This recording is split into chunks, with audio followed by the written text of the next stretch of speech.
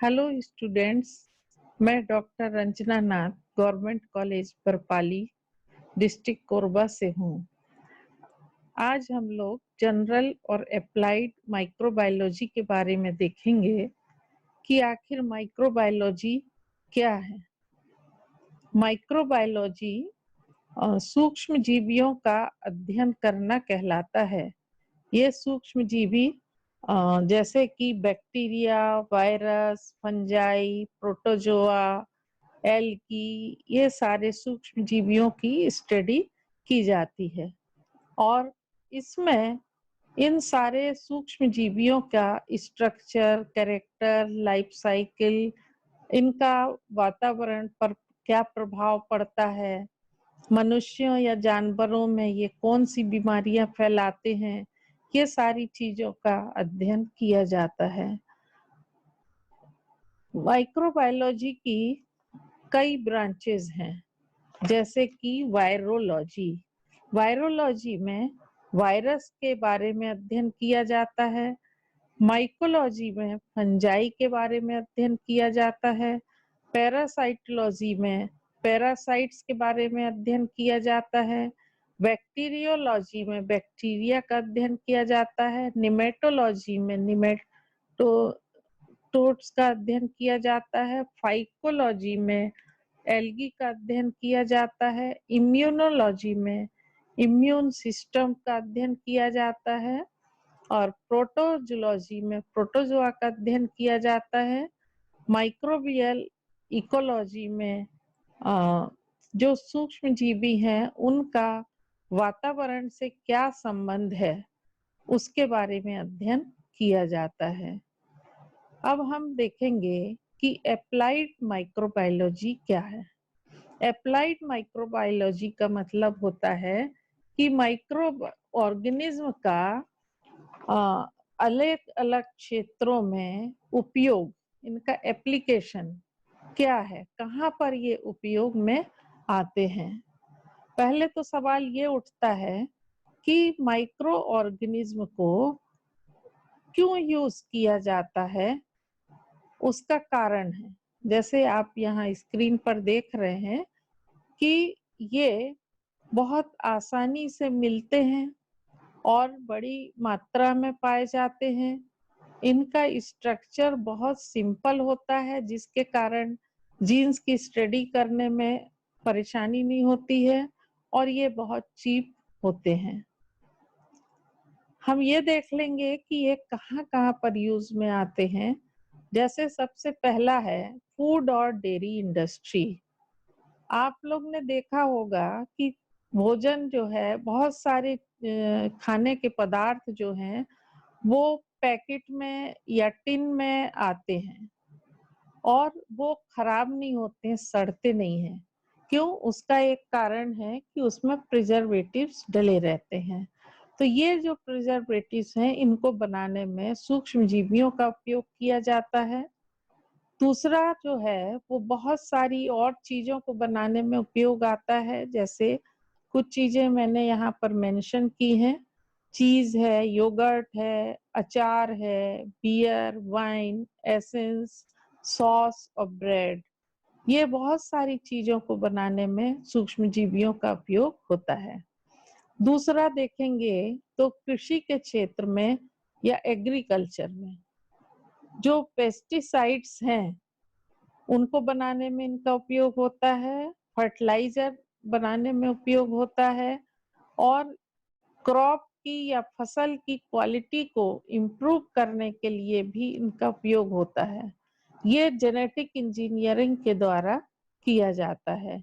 ऐसे ही आपने देखा होगा कि आजकल जो फल आते हैं या जो सब्जियां आती हैं उनका साइज बहुत बड़ा रहता है और बीज कम रहते हैं। ये सब भी सूक्ष्म जीवियों की सहायता से जेनेटिक इंजीनियरिंग के द्वारा इस प्रकार के फल या सब्जियों को उगाया जाता है। तीसरा जो इनका यूज है वो मेडिकल के क्षेत्र में है। जैसे कि सूक्ष्म जीवियों की चूंकि माइक्रोबायोलॉजी के अंतर्गत स्टडी कर ली जाती है, तो जब इनकी लाइफ साइकिल पता हो जाती है कि किस प्रकार से ये किसी मनुष्य को बीमारी फैलाते हैं, तो उसका डायग्नोसिस बहुत जल्दी होता है। जैसे कि टीबी है, चेचक है और भी बहुत सारी बीमारियां हैं जो सूक्ष्म जीवियों के कारण होती हैं। ये सब चूंकि इनकी स्टडी कर ली जाती है तो आसानी से पता हो जाता है। दूसरी बात है कि वैक्सीन्स बनाने में इनमें भी सूक्ष्म जीवियों का उपयोग होता है। एंटीबायोटिक आपने सुना होगा, पेनिसिलिन है, स्ट्रेप्टोमाइसिन है, क्लोरोमाइसिन है, ये सब सूक्ष्म जीवियों की सहायता से बनाए जाते हैं। हार्मोन्स बनाए जाते हैं, विटामिन्स बनाए जाते हैं। तो मेडिकल के क्षेत्र में भी इनका बहुत अधिक उपयोग है। अब हम देखते हैं कि चौथा जो यूज है वो है इंडस्ट्रीज। इंडस्ट्रीज में देखिए कि alcohol, amino acid, enzymes, lactic acid, vinegar जिसको सिरका बोलते हैं, ये सब बहुत ज्यादा मात्रा में बनाना है तो यहाँ पर भी सूक्ष्म जीवियों का उपयोग होता है। चमड़ा उद्योग में उपयोग होता है, चमड़े को सूक्ष्म जीवियों की सहायता से साफ किया जाता है। ग्लास इंडस्ट्री में भी कांच को साफ किया जाता है। फिर पेट्रोलियम इंडस्ट्री में भी इसका उपयोग होता है और ये 3 तरीके से होता है।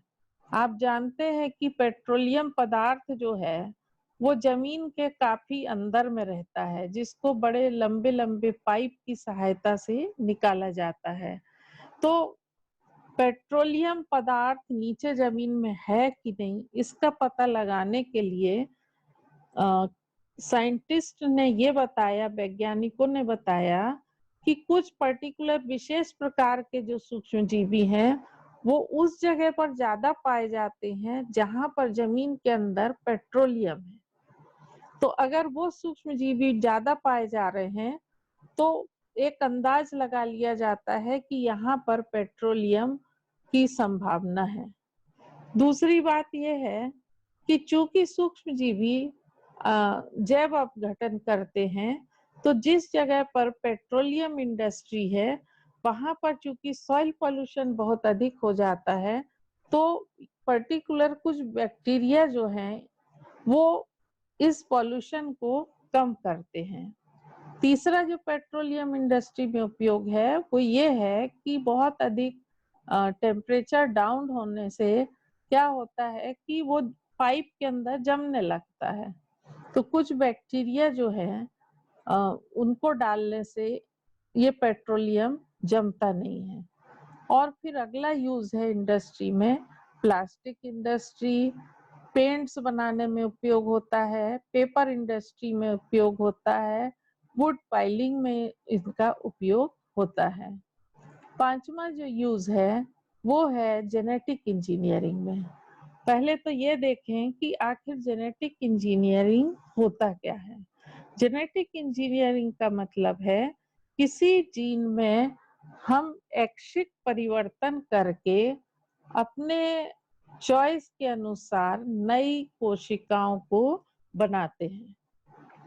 तो सूक्ष्म जीवियों की सहायता से हम किसी भी स्पीसीज में न्यू कैरेक्टर, नए लक्षणों का डाल सकते हैं, नई नई स्पीसीज का उपयोग का प्रोडक्शन कर सकते हैं।